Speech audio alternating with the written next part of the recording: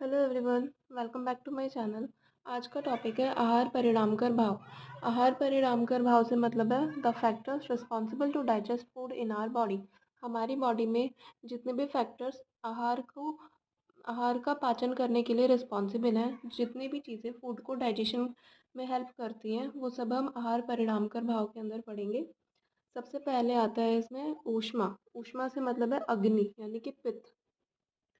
हमारे शरीर में एंजाइम्स हैं जिसकी वजह से मेटाबॉलिज्म हो रहा है और यही ऊष्मा है। हमारे शरीर के अंदर हमारी बॉडी में जितनी भी एंजाइमल एक्टिविटीज़ होती हैं उनकी वजह से ही हमारा मेटाबॉलिज्म चलता है और ये जो मेटाबॉलिज्म है इसी को हम ऊष्मा कंसिडर करते हैं।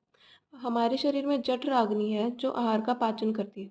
जठराग्नि होती है हमारी मेन डाइजेस्टिव फायर और यही फूड को डाइजेस्ट करने के लिए रिस्पॉन्सिबल है। सेकंड है वायु। हमारे शरीर की 3 वायु सम्मिलित हैं। हमारे शरीर में 3 वायु ये में सम्मिलित हैं, प्राण वायु, समान वायु और अपान वायु। इन्हें आपने अच्छे से वात के भेद में पढ़ा था। तो प्राण वायु का कैसे रिस्पॉन्सिबल है यहाँ पे? ये स्वेलविंग ऑफ फूड, जो हम आहार ग्रहण करते हैं उसको निगलने में मदद करती है। समान वायु enteric nervous system, it helps in formation of digestive juices and peristaltic movement. Digestive juices के फॉर्मेशन में मदद करती है ये और पेरिस्टाल्टिक मूवमेंट में। और थर्ड है हमारी अपान वायु जो कि एक्सक्रीट आउट कराती है, वेस्ट मटेरियल को एक्सक्रीशन कराती है। थर्ड पॉइंट है हमारा क्लेद। क्लेद से हम समझते हैं सलाइवा, म्यूकस। और जो कफ के भेदों में आपने पढ़ा था क्लेदक कफ, वो भी आता है इसमें। सलाइवा जो हमारे मुंह में लार बनती है, भोजन के कणों को तोड़ने में मदद करती है। सलाइवा जो है, जो फूड पार्टिकल्स है उसको लुब्रिकेट करती है और उसको तोड़ने में मदद करती है। म्यूकस और क्लेदक कफ अन्न को मृदु बनाते हैं। जो म्यूकस है और क्लेदक कफ है वो फूड पार्टिकल्स को सॉफ्ट करते हैं, मृदु बनाते हैं। फोर्थ है स्नेह, मृदुता लाने वाला। स्नेह से मृदुता आती है, ये भी आहार को मृदु बनाता है, मतलब सॉफ्ट बनाता है, लुब्रिकेट करता है। फिफ्थ पॉइंट है काल। काल से मतलब है राइट टाइम, उचित समय। आहार का पाचन होने में 3-4 घंटे लगते हैं तो वो लगेंगे ही। मतलब ऐसा नहीं है कि हमने कोई बहुत मतलब कुछ भी खाया है तो वो एकदम खाते ही डाइजेस्ट हो जाएगा। जो टाइम लगता है एक फूड को डाइजेस्ट होने में, 3-4 घंटे मिनिमम, वो लगेंगे ही। और नेक्स्ट है सिक्स पॉइंट संयोग।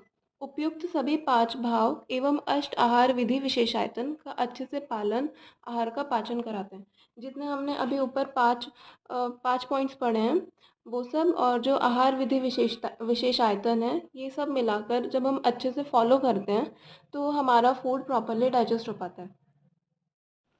नेक्स्ट टॉपिक है हमारा आहार पाक क्रिया।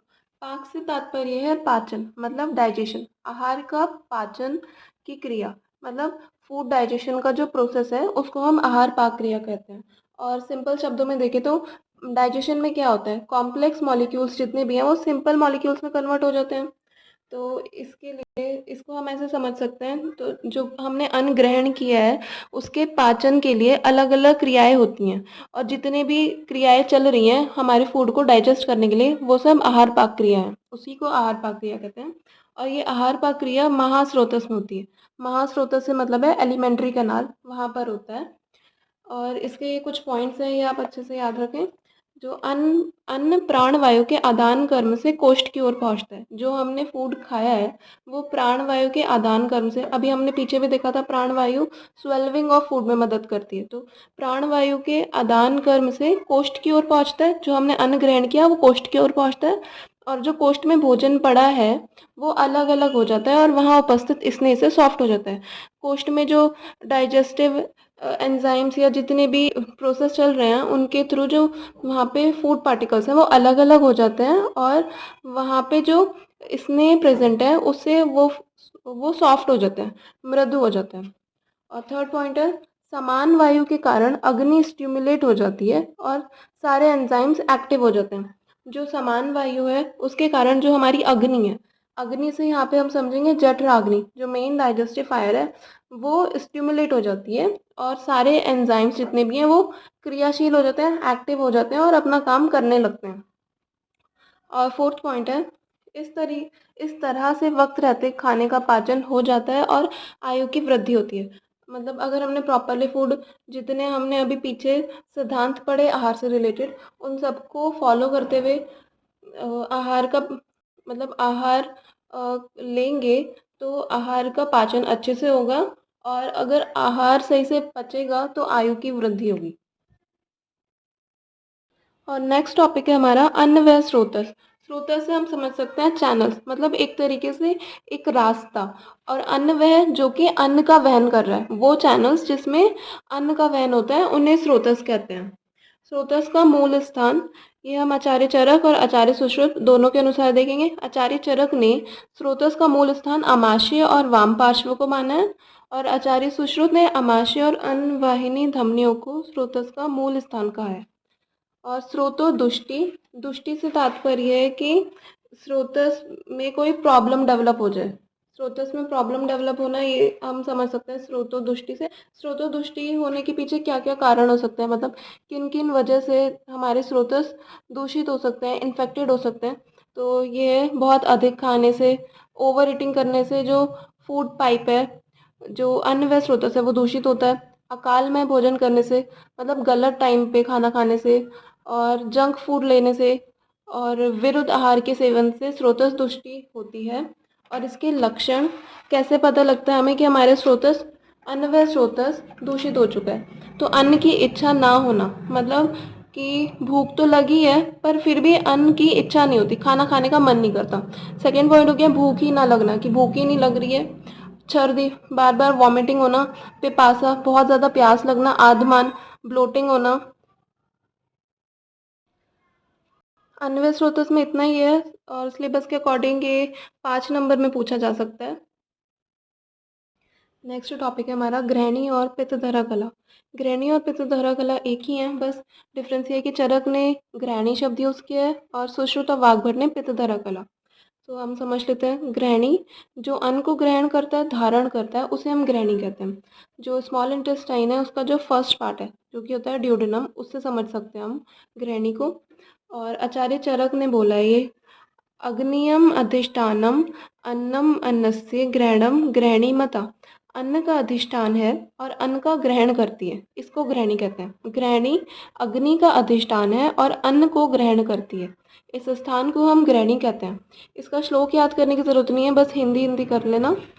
और दूसरा श्लोक इसके लिए आया है, नाभेरु परि सा हयाग्नि बल उपस्तंभ वृद्धिता।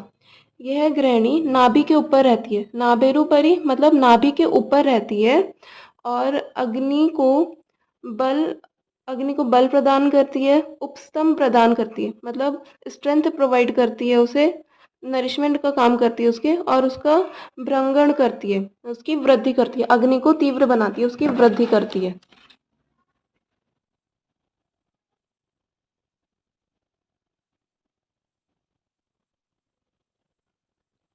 अपक्वम धार्यते अन्नम पक्वम सृजति पार्श्वत। जो अनडाइजेस्टेड फूड का धारण करती है और डाइजेस्टिव फूड को लिटरल साइड से एक्सक्रीट आउट करती है, वो गृहिणी है। ये सब आप डेफिनेशन में लिख सकते हैं इसके लक्षण में। और नेक्स्ट है, इसकी परिभाषा के लिए बोला गया है, दुर्बल अग्नि बला दुष्टा त्वामेव विमुंचति। अग्नि बल दुर्बल होने से ये गृहिणी दूषित हो जाती है। जो हमारी जठ राग्नि है, जब उसकी स्ट्रेंथ, उसकी पावर कम होती है तो ये गृहिणी भी दूषित हो जाती है। और त्वमेव, जो फूड प्रॉपरली डाइजेस्ट नहीं हुआ है उसको एक्सक्रीट आउट करती है, मतलब अनडाइजेस्टेड फूड भी जो अभी बॉडी में पड़ा हुआ है, जिसका डाइजेशन सही से नहीं हुआ, ये उसको भी एक्सक्रीट आउट कर देती है जब गृहिणी दूषित होती है। अपक्व से मतलब है अनडाइजेस्टेड फूड। अपक्व से मतलब है अनडाइजेस्टेड फूड, और त्वमेव से मतलब है प्रॉपरली नॉट डाइजेस्टेड। ये दोनों शब्द अभी पीछे श्लोक में आए थे। और पित्तधरा कला, जैसे हमें पता है हमारे शरीर में 7 तरीके की कला होती हैं, ये आपने रचना में भी पढ़ा है। पहली है मांसधरा कला, रक्तधरा कला, मेदोधरा कला, श्लेष्मधरा कला, पुरीषधरा कला, पित्तधरा कला और शुक्रधरा कला। तो हमें पढ़ना है पित्तधरा कला। षष्ठी पित्तधरा नाम या कलाम परिकीर्तिता। पक्वा अमाशय मध्यस्थम सा गृहिणी मता। ये आचार्य सुश्रुत ने दिया है श्लोक पित्तधरा कला के संदर्भ में। और इसका अर्थ है षष्ठी जो है वह पित्तधरा कला होती है, मतलब जो 6th नंबर की कला है वो पित्तधरा कला है। पक्वाशय और अमाशय के बीच में रहती है। ये पक्वाशय और अमाशय, पक्वाशय होता है लार्ज इंटेस्टाइन और अमाशय स्टोमक। जो पक्वाशय और अमाशय के बीच में रहती है वो पित्तधरा कला है, और इसी पित्तधरा कला को हम गृहिणी भी कहते हैं। तो ये आपका यहाँ पे वीडियो का लास्ट टॉपिक खत्म होता है। आपके सिलेबस का 11 पॉइंट तक पूरा कवर हो गया है। अब हम नेक्स्ट वीडियो से अवस्था पाठ शुरू करेंगे। Thank you so much for watching. Stay tuned for more videos.